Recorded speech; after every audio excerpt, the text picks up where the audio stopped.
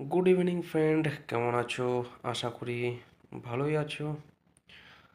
আর আমি তোমাদেরকে বলেছিলাম যে ডেইলি ভিডিও দেব, কিন্তু সেই কথাটা রাখতে পারছি না। এমন সময় এমন ডিউটি চলে আসে যে সময় পাওয়া মুশকিল হয়ে যায়। আমার বাবার মৃত্যুর পরে যে তোমাদেরকে বলেছিলাম কোন দিন কি কি হয়েছিল সেইটা তোমাদেরকে জানাবো, কিন্তু সেই পুরো আপডেটটা তোমাদের দিতে পারিনি। ডিউটি এমন সময় এমন কিছু হয়ে যায়, সেই কারণে। তো তোমাদেরকে বাবার ঘাট কাজ অবধি বলেছি, ঘাট কাজ পর্যন্ত বলা হয়েছে। তো বুধবার বাবার শ্রাদ্ধের কাজ শুরু হবে। বুধবারের দিন সকালবেলায় উঠে ঠাকুরমশাই তো চলে আসলো 8টার সময়। ঠাকুরমশাই বলেছিল যে 9টার সময় আমরা শুরু করব শ্রাদ্ধের কাজ। আর তোমরা স্নান করতে যাবে আমি আসার পর, মানে ঠাকুরমশাই আসবেন আর আমরা স্নান করতে যাব। সেই কথা অনুসারে ঠাকুরমশাই আসার পরে উনি বলেছিলেন যে এবার তোমরা স্নান করে আসতে পারো। সেই কথা অনুযায়ী আমরা বাড়ির সবাই, আমি, মা, আমার জ্যাঠু তো নেই, জেঠি, জেঠতুতো দাদা, সবাই মিলে স্নান করতে চলে গেছি। স্নান টান করে এসে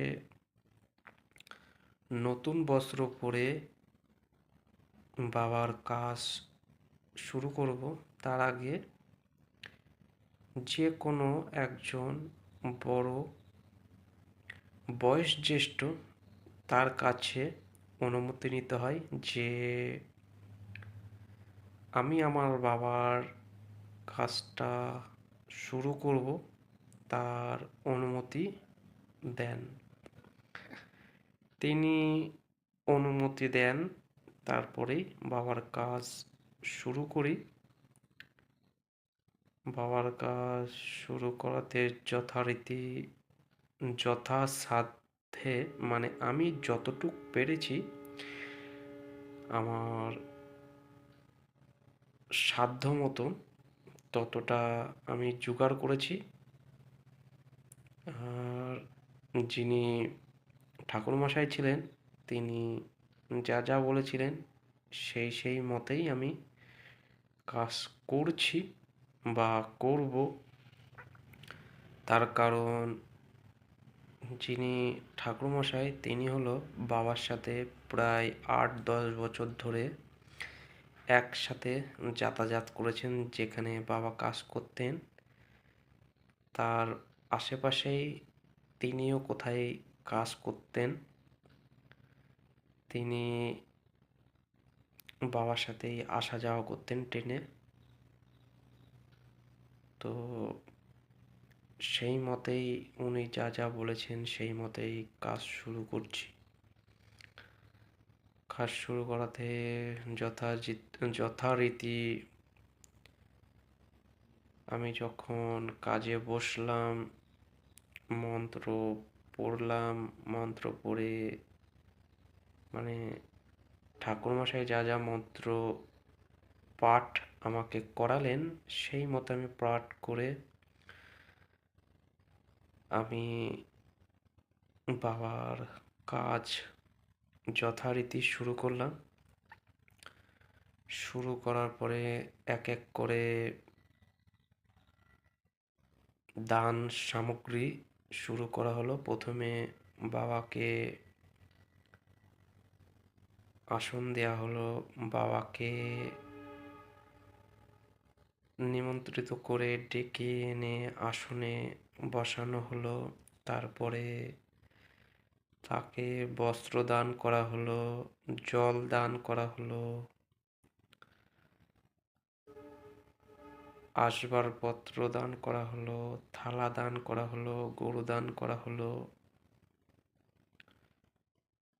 ধান দান করা হলো, ভূমি দান করা হলো, অন্ন দান করা হলো,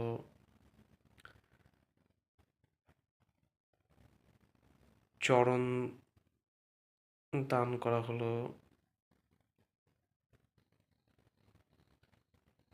শয্যা দান করা হলো। বাবা যতটুক যা যা জিনিস ব্যবহার করতেন সবই প্রায় দান করা হয়েছে। শুধু বাবা লাঠি ব্যবহার করতেন না, তার কারণ বাবা তো আপনারা দেখেছেন ভিডিওতে, আমি দেখিয়েছি আমার বাবা যে এই বছর দুর্গাপুজোর পরে লক্ষ্মী পুজোতে নারকেল ছাড়াচ্ছিল। বাবা কেমন ছিল আপনারা দেখেছেন, যে তিনি লাঠি ব্যবহার করতেন কি করতেন না, আপনারা দেখলেই বুঝতে পেরেছেন। সেই মতে সেটা দান করা হয়নি। যথারীতি মানে আমার সাধ্য মতন বাবা যা যা ব্যবহার করতেন তাই তাই দান করেছি। ঠাকুরমশাইয়ের কথা অনুযায়ী দান করার পরে যখন তিল দান হলো, তখন আমাকে বললো, এবার তুমি একটু এদিক ওদিক ঘুরে আসো, এখন আর তোমার কাজ নেই, তোমার কাজ আবার পরে। আমার পরে আমার মা কাজ করলো। কাজ করার পরে আমার জেঠতো দাদা, নাতি পুতি, জেঠিমা, তার বউ, বৌমা, তারা কাজ করলো। তারপরে আমার যে দিদির ছেলে ভাগ্নে, তার হাতে ছাতি দান করাতে হয়।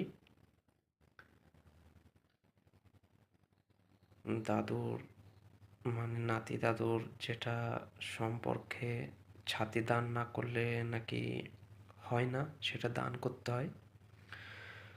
তো সেই মতে ভাগ্নে ছাতি দান করলো। তাদের কাজ শুরু হওয়াতে মানে শেষ হওয়াতে আবার আমার কাজ শুরু হলো। বাকি যে কাজটা ছিল সেই কাজটা শুরু করে যথারীতি মতন আমরা তো আর গয়ায় গিয়ে কাজ করছি না, বাড়িতে কাজ করছি। যথারীতি ঠাকুরমশাই গয়া গঙ্গা তৈরি করলো। গয়া গঙ্গা তৈরি করে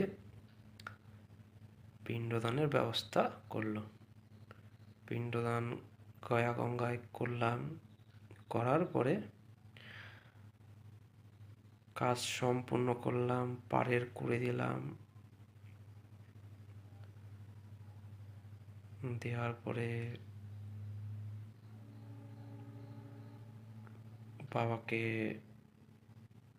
জোরহাত করে বলা হলো সবাই যে তুমি যেখানেই থেকো যেন গয়া গঙ্গা পার হয়। ঠাকুরমশাই যেভাবে বলে দিলেন সেইভাবে কাজ করার পরে সব কিছু গুছিয়ে নিয়ে, ফুল মালা যা যা কাজে দেওয়া হয়েছিল সেগুলো সব গুছিয়ে নিয়ে নদীতে ঠাকুরমশাই বলে দিলেন যে যতটা জলে যাওয়ার জন্য সেই জলে দাঁড়িয়ে, নাভি জলে দাঁড়িয়ে পিণ্ডটা জলে দান করে এক ডুব মেরে বাবাকে যেখানে সেবা দেয়া হবে সেখানে লেপে থুয়ে তাকে নেমন্তন্ন করে টাইম দিয়ে আসবে যে এই টাইমে তোমার সেবা দেব।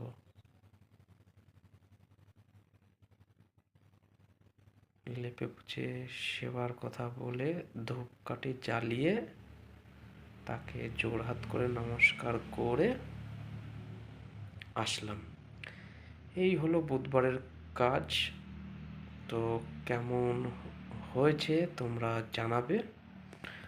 আর বৃহস্পতিবার দিন কি করেছি সেটা জানিয়ে দেবো। Thank you.